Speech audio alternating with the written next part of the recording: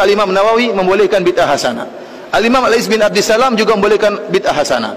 Al-Imam Syafi'i juga membolehkan bid'ah hasanah. Tetapi bid'ah hasanah yang dimaksud oleh mereka para imam bukan yang dimaksud oleh masyarakat umum.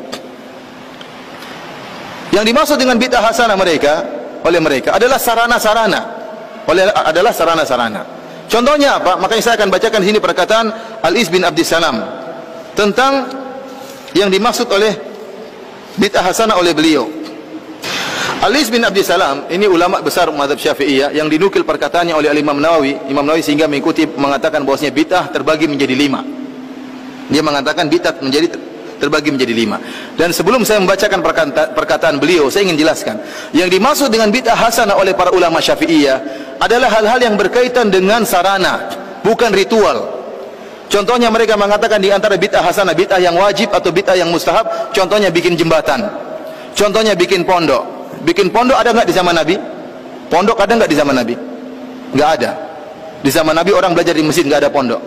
Tetapi di zaman sekarang dibuat pondok. Pondok itu bukan ritual ibadah, tapi pondok itu sarana untuk bisa belajar agama.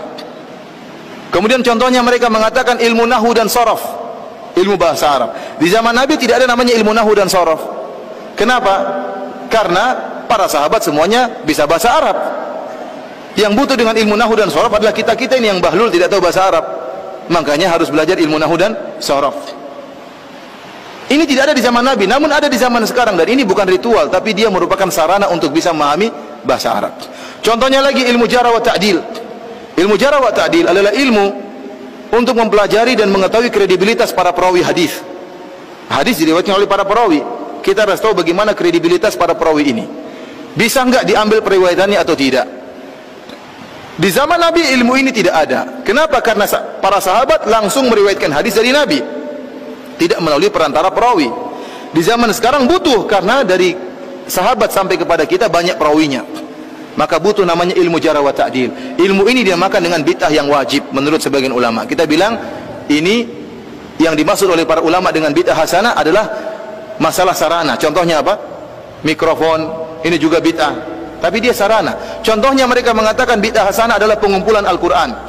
Di zaman Nabi tidak ada pengumpulan Al-Quran, tetapi Al-Quran ditulis dalam lembaran-lembaran yang terpisah-pisah. Di zaman Abu Bakar ada ide untuk mengumpulkan Al-Quran lembaran-lembaran tersebut. Dan ini disebut dengan bid'ah hasanah karena di zaman Nabi tidak ada. Tetapi pada hakikatnya dia bukan ritual ibadah, tetapi dia sarana untuk mempelajari Al-Quran. Maka butuh lembaran-lembaran tersebut dikumpulkan. Karena yang disebut dengan bid'ah hasanah oleh sebagian ulama adalah masalah sarana-sarana, bukan ritual. Sebagian orang-orang Indonesia tatkala melihat ternyata sebagian ulama Syafi'iyah membolehkan bid'ah hasanah, mereka salah paham. Mereka menyangka bid'ah hasanah yang dimaksud kreasi sebebas-bebasnya. Padahal tidak, yang dimaksud dengan bid'ah hasanah adalah masalah sarana dan sarana, bukan membuat ritual ibadah yang baru. Assalamualaikum warahmatullahi wabarakatuh. Nahmaduhu wa nasta'inuhu wa nastaghfiruhu wa na'udzu billahi min shururi anfusina wa min sayyiati a'malina, may yahdihillahu fala mudilla lahu wa may yudlilhu fala hadiyalah. Asyhadu an la ilaha illallah wahdahu la syarika lahu wa asyhadu anna Muhammadan abduhu wa rasuluh. Allahumma shalli ala sayyidina Muhammad wa ala ali sayyidina Muhammad wa ala ashabihi wa ala dzurriyyatihi wa man tabi'ahum bi ihsanin ila yaumil qiyamah. Pemirsa yang dirahmati Allah Subhanahu wa taala, para alim, para ulama, para kiai, para sahabat-sahabat semuanya dimanapun Anda berada, mudah-mudahan Anda selalu dalam lindungan Allah, terlimpah curahkan segala rahmat dan hidayah dari Allah Subhanahu wa taala. Terima kasih Anda berkenan di majelis ini untuk hadir. Mudah-mudahan kehadiran Anda semuanya mendatangkan berkah, mendatangkan manfaat. Kita semuanya mendapatkan limpahan pahala dari Allah Subhanahu wa taala. Amin ya rabbal alamin. Telah kita simak tadi yaitu pemaparan dari seorang dai Salafi Wahabi yang bernama yaitu Firanda Andirja. Yang ini dikatakan sebagai pentolan atau tokoh dai Salafi Wahabi. Yang ini Firanda Andirja tadi seolah-olah mengajari kita tentang konsep bid'ah hasanah, di mana Firanda Andirja ini mengutip bagaimana pendapat para ulama Syafi'iyah, di antaranya yaitu Imam Syafi'i, kemudian Imam Nawawi, kemudian Imam Abdi Salam, yang ini membagi bid'ah. Ada bid'ah dhalalah atau bid'ah sayyi'ah, dan ada bid'ah hasanah. Kemudian juga ada tokoh Ahlus Sunnah wal Jamaah yang membagi bid'ah menjadi 5 macam. Ada yang bid'ah wajib, ada yang haram, ada yang bid'ah makruh, ada yang bid'ah mubah, dan sebagainya. Ya, jadi ada bid'ah yang terbagi-bagi. Nah, pada intinya bahwasanya Firanda Andirja ini mengira bahwasanya kaum Ahlus Sunnah wal Jamaah yang ada di Indonesia, misalnya seperti warga Nahdlatul Ulama ini, dikiranya tidak paham, dikiranya salah paham tentang konsep bid'ah hasanah, di mana kata Firanda Andirja, ulama membagi beberapa macam bid'ah hasanah ini. Ya, di antaranya bid'ah ini yaitu bid'ah hasanah yang ini ada kaitannya dengan sarana. Ya, di antaranya ilmu nahwu, percetakan Al-Quran misalnya, dan sebagainya. Nah, intinya adalah bid'ah hasanah itu bid'ah yang seputar tentang sarana yang tidak ada kaitannya dengan ibadah, tidak ada kaitannya dengan ritual. Nah, ini dikiranya Firanda Andirja ini menganggap bahwasanya orang yang melakukan kebid'ahan ini, atau yang dianggap sebagai bid'ah hasanah ini, sehingga masyarakat Indonesia ini salah paham, sehingga masyarakat Indonesia ini melakukan bid'ah yang ini adalah bid'ah yang sesat, ya, bid'ah yang mungkar, ya, bukan bid'ah yang hasanah, karena dikiranya orang Indonesia tidak paham tentang bid'ah hasanah. Ya, padahal kita tahu bahwasanya warga Nahdlatul Ulama, warga kaum Ahlus Sunnah wal Jamaah ini adalah mereka ini yang paling sering melakukan bid'ah hasanah. Jadi saya rasa tidak mungkin kemudian warga Nahdlatul Ulama atau warga NU ini tidak paham tentang bid'ah hasanah. Memang benar bahwasanya bid'ah hasanah ini adalah bid'ah yang tidak ada kaitannya dengan ritual atau ibadah mahdoh. Bid'ah hasanah ini adalah bid'ah yang ini kebolehan berkreasi yang itu tidak melanggar syariat agama, tidak melanggar kaidah-kaidah atau norma agama, tidak melanggar tentang hukum syariat, baik itu Al-Quran maupun Sunnah Rasulullah Sallallahu Alaihi Wasallam. Jadi warga Nahdlatul Ulama, warga NU sudah sangat paham bahwasanya yang dikatakan bid'ah hasanah ini tentu sesuatu yang membawa kemaslahatan, kemanfaatan yang tentunya itu tidak akan mungkin bertentangan dengan ajaran Islam. Kalau bertentangan dengan ajaran Islam, bertentangan dengan syariat, bertentangan dengan Al-Quran dan Sunnah, jelas itu tidak mungkin dikatakan sebagai bid'ah hasanah. Nah, lantas apakah kemudian yang dilakukan oleh warga NU, warga kaum Ahlus Sunnah wal Jamaah ini yang dikira bid'ah hasanah kemudian mereka melakukan kesesatan? Nah, tentu tidak. Karena apa yang dilakukan oleh warga Nahdlatul Ulama yang benar bahwasanya mereka melakukan bid'ah hasanah yang tentu akan mendapatkan pahala. Karena bid'ah hasanah yang dilakukan oleh warga Nahdlatul Ulama ini bukanlah bid'ah yang bersifat ibadah mahdoh. Tapi yang dilakukan oleh warga Nahdlatul Ulama adalah ibadah ghairu mahdoh. Ghairu mahdoh adalah ibadah yang ini bersifat sosial, bersifat horizontal, antar hubungan hablum minanas. Ya, walaupun dia memang bukan ibadah mahdoh, tapi tetap akan mendapatkan pahala bagi yang melakukannya. Contoh misalnya apa? Ya, bid'ah hasanah. Misalnya maulidan, kemudian yasinan, tahlilan, istighosah, sholawat nariyah, itu semuanya bukanlah ibadah mahdoh. Ini bukanlah ibadah yang bersifat ritual, ya, tapi ibadah yang bersifat ghairu mahdoh atau ibadah sosial. Ya, hubungannya adalah hablum minanas. Ya, dominan hubungan antar sesama manusia.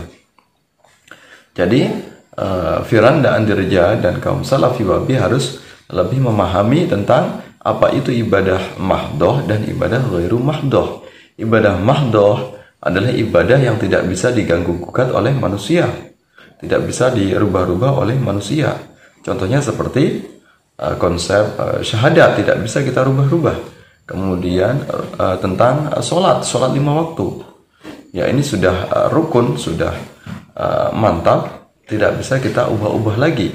Memang itu sudah ditentukan oleh syariat, ditentukan oleh Allah Subhanahu wa Ta'ala, ditentukan dalam Al-Quran, kemudian melalui praktek dari utusannya yaitu Rasulullah Muhammad Sallallahu Alaihi Wasallam.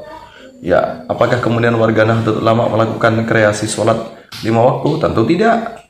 Ya, sholat zuhur ya tetap 4 rakaat, tidak menjadi 5 rakaat, tidak menjadi 6 rakaat. Kemudian asar juga seperti itu, tetap sebagaimana seperti biasanya. Sholat subuh tidak mungkin akan dilakukan bid'ah menjadi 3 rakaat atau 4 rakaat. Ya, kemudian sholat maghrib tidak mungkin akan menjadi 4 rakaat atau 5 rakaat. Karena warga Nahdlatul Ulama juga tahu bahwasanya itu adalah ibadah mahdoh yang tidak bisa diganggu-gugat. Ya, baik waktunya maupun tata cara melaksanakannya itu semuanya sudah ditentukan oleh syariat Islam, sudah ditentukan oleh hukum-hukum agama. Kemudian tentang puasa, ya, di bulan Ramadan, tata cara puasa bagaimana sudah ditentukan oleh syariat, ditentukan oleh Rasulullah dalam mempraktekannya, yang itu ada dasarnya dalam Al-Quran.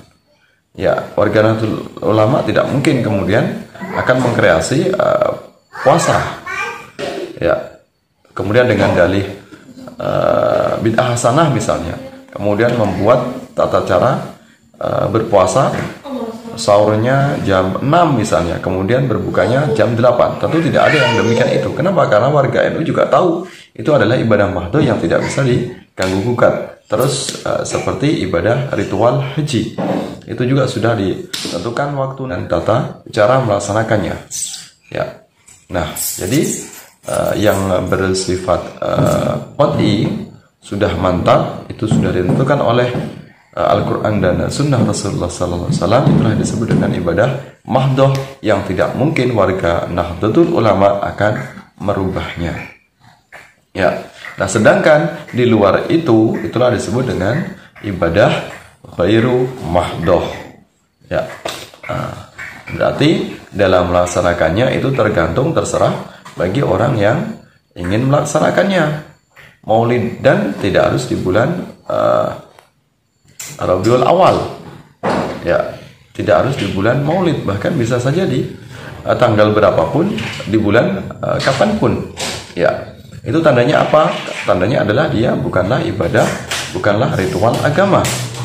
Ya, ini adalah sebuah sarana untuk bagaimana kita mencintai Rasulullah SAW. Kemudian di dalamnya juga tidak ada mengandung kemungkaran.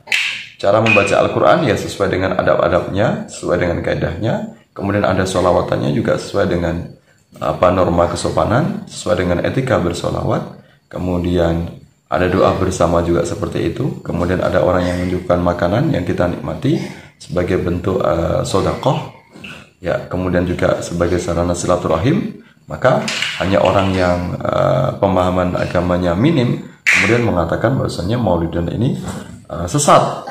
Ini karena tidak memahami tentang ibadah mahdoh dan ghairu mahdoh. Jadi jelaslah apa yang dilakukan oleh amalan-amalan warga Nahdlatul Ulama yang disebut dengan bid'ah hasanah itu tidak ada kaitannya dengan ibadah mahdoh, tidak ada kaitannya dengan ritual agama. Ya, yasinan, tahlilan terserah. Yasinan juga tidak mutlak di malam Jumat, bisa diubah di malam kapanpun. Kadang ada yasinan yang di malam Ahad, malam Sabtu, bahkan bisa siangnya. Ya, jadi ini bersifat fleksibel. Ya, tergantung kapan waktunya, di mana tempatnya, kapan melaksanakannya, di rumah siapa, ini terserah yang ingin melaksanakannya. Jadi itulah yang disebut dengan ibadah ghairu mahdoh. Ya, dia bersifat sosial, bersifat horizontal, hubungan dengan manusia. Berbeda dengan ibadah mahdoh tadi, yang itu bersifat vertikal, tegak lurus, hubungannya dari seorang hamba kepada Allah Subhanahu wa taala. Ya, jadi hubungannya adalah hablum minallah. Nah, ini mudah-mudahan bisa menjadi pencerahan bagi kaum salafi wahabi agar tidak sembarangan menuduh bid'ah. Jadi jangan khawatir bagi salafi wahabi, ya kaum aswaja, kaum ahlu sunnah wal jamaah tidak akan mungkin dengan sengaja, apalagi kemudian tidak paham tentang bid'ah hasanah. Jelas berbeda, jelas kami semuanya memahami mana bid'ah hasanah, mana bid'ah sayyi'ah atau bid'ah dhalalah. Jadi apa yang selama ini dituduhkan oleh kelompok salafi wahabi seperti yasinan, tahlilan dikatakan bid'ah, kemudian ziarah kubur, ziarah kepada aulia misalnya, kepada wali songo dan sebagainya yang mereka tuduh sesat. Ini sebenarnya karena kelompok salafi wahabi yang sangat minim sekali pengetahuan agamanya.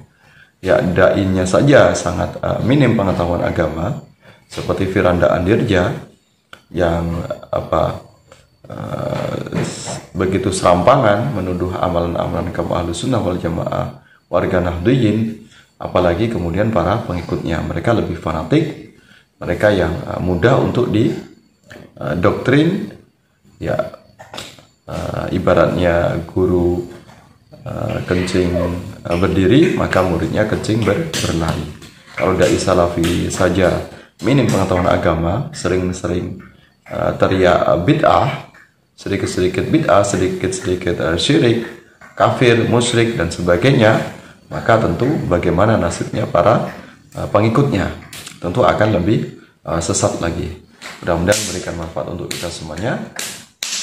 Mudah-mudahan kita kaum ahlus sunnah wal jamaah berpegang teguh kepada akidah aswaja, ya sampai hari kiamat, sampai kematian kita, ya kita semuanya tidak disesatkan oleh berbagai macam aliran sesat, baik itu salafi wahabi maupun aliran syiah, ya dan aliran yang menyimpang lain. Tentunya kita semuanya paham bahwasanya bid'ah sayyi'ah, bid'ah dhalalah tidak akan kita lakukan, dan kita tetap akan istiqomah melaksanakan amalan-amalan yang itu mengandung kebaikan walaupun tidak dilakukan oleh Rasulullah SAW. Itulah yang disebut dengan bid'ah hasanah, konsep baru, model baru, kemasan baru yang itu dikemas dengan sedemikian rupa, yang itu mendatangkan kemaslahatan, mendatangkan amal-amal soleh, meskipun itu tidak dilakukan oleh Rasulullah dan para sahabatnya, namun mengandung kebaikan, dan tentunya itu tidak bertentangan dengan Al-Quran dan hadis atau sunnah Rasulullah SAW. Wallahu a'lam bishawab. Terima kasih atas perhatiannya. Mohon maaf atas segala khilaf. Wal afu minkum wallahu muwaffiq ila aqwamit thariq. Wassalamualaikum warahmatullahi wabarakatuh.